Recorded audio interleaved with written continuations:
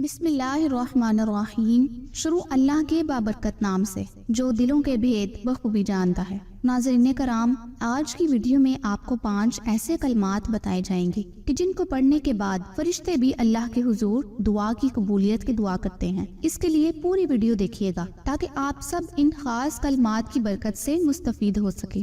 ناظرین کرام، دعا سے پہلے جو شخص پڑھتا ہے یا اول الاولین و یا آخر الاخرین یا ذل قوت المتین یا راحم المساکین اور یا ارحم الراحمین، یہ 5 کلمات جو بندہ پڑھتا ہے، فرشتے سارے کام چھوڑ کر کہتے ہیں یا اللہ، تیرے اس بندے نے دعا کی ہے تو اس کی دعا کو قبول فرما، اور اس کی دعاؤں کی آمین میں لگ جاتے ہیں۔ اور پھر اس کے بڑے فضائل ہیں کیونکہ اللہ کو اپنی تعریف بڑی پسند ہے۔